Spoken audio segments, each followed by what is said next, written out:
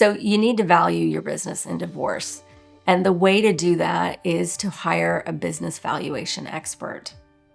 A business valuation expert is going to gather information from you, from your accountant, from your CPA to determine the true value of that business. Now, some businesses only have personal goodwill.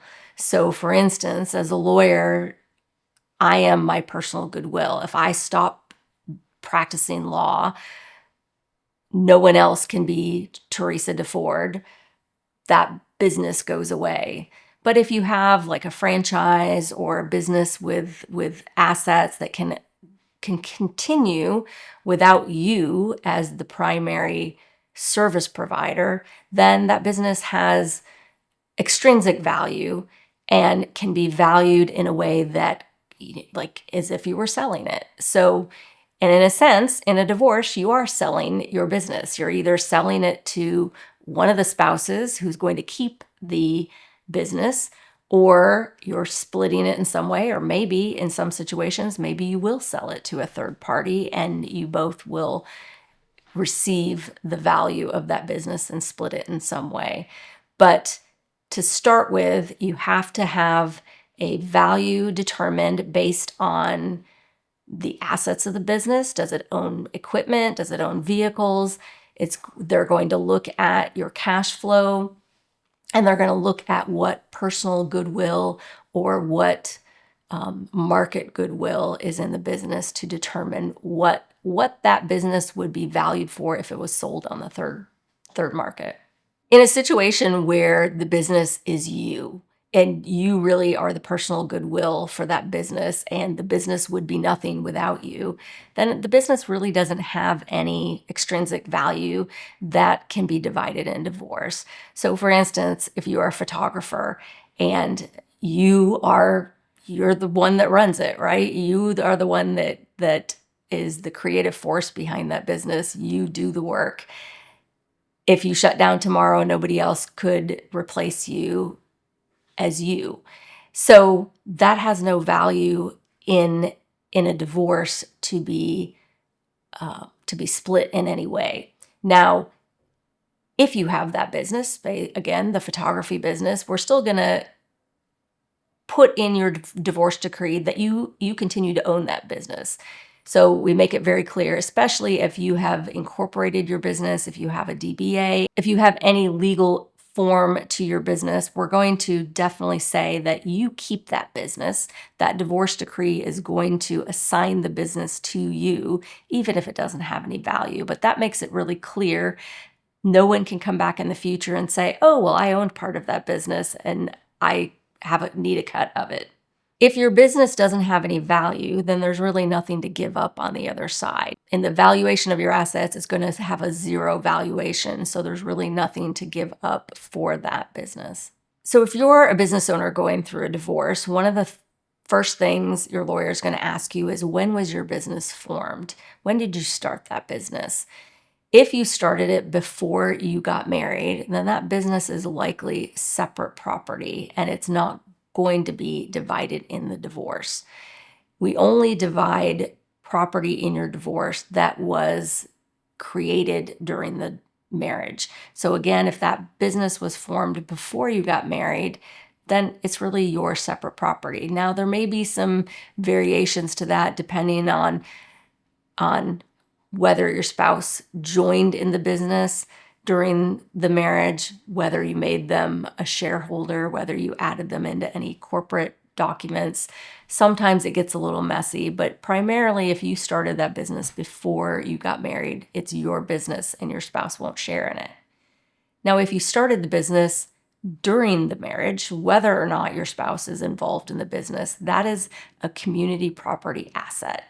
And so that business is going to be valued and there is going to be credit given to your spouse, even if they have no interest in the business, if they would have no ability to help in the business. You may keep the business, but your spouse is going to get some credit for the value that the business has during the marriage. In order to protect your business assets during divorce, if you haven't been running your business prior to the divorce filing in a very formal way, you really want to start doing so now.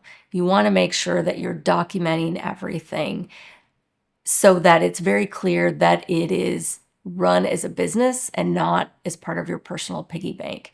So making sure that you're running it as a business helps protect it as a business asset. And that's true really against your soon-to-be ex-spouse. It's true against vendors. It's just really good business practice to run your business as a business and make sure you're following formalities that allow it to be treated as a business. So when your business gets valued during divorce, they're going to look at not only the assets, but they're also going to look at the debts.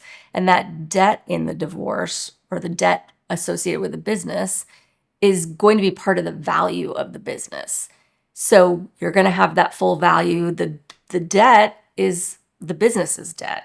Now, sometimes that can be a little bit different because often as a business owner, a bank or a lender will ask the owner, sometimes the owner and their spouse, to sign off on debt as a personal guarantor. As a personal guarantor of business debt, you need to make sure that that's documented in a way so that the business is going to take on any of that liability and protect the spouse who has nothing to do with the business from any future liability for that debt.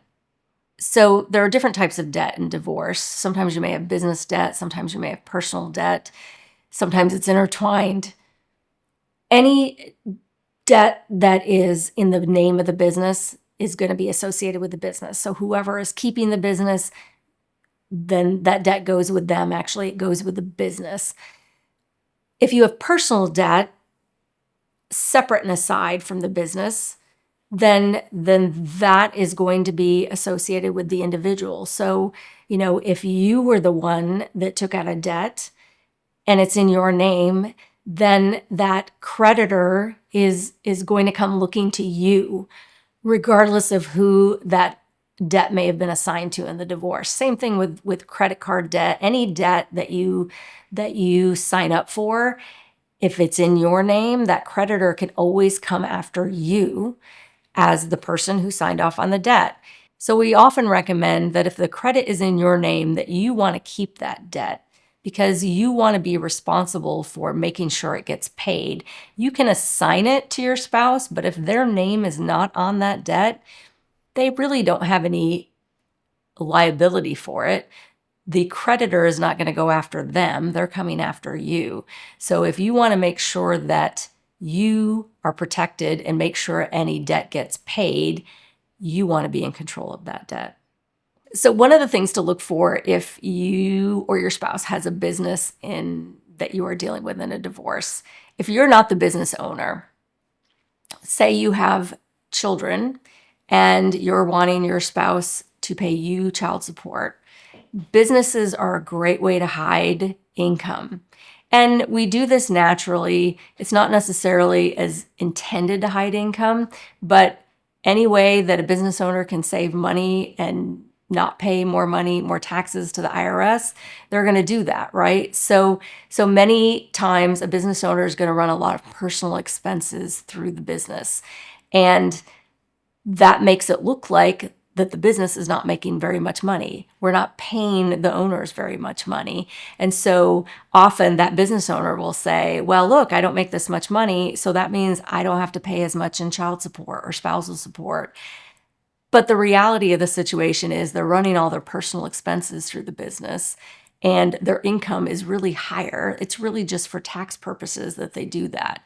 So you want to make sure that you have a lawyer that understands how to look at the business expenses and make sure that you are getting, if you are asking for support, that we're assigning to your soon-to-be ex the full value of the income they're getting, the full benefit of the benefits that they're getting from their business, so that you are getting an accurate calculation of support and getting everything that you're entitled to.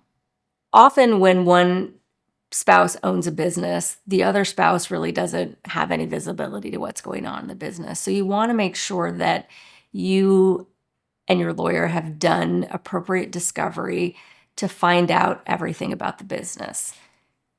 If there's a business valuation that is happening so that we are valuing the business, typically that's going to find all of the assets of that business, all of the liabilities, so you'll get a good picture. If you're not having a business valuation done, you still want to make sure that you have done appropriate discovery. You have asked for all accounts, all equipment, everything that business may own, so that you at least have some visibility. You know that nothing's being hidden from you, so that you can make good decisions about making sure that you are getting an accurate and fair share of the assets in your divorce. If you're a business owner going through divorce, please reach out to us at DeFord Law Firm. We'd love to help.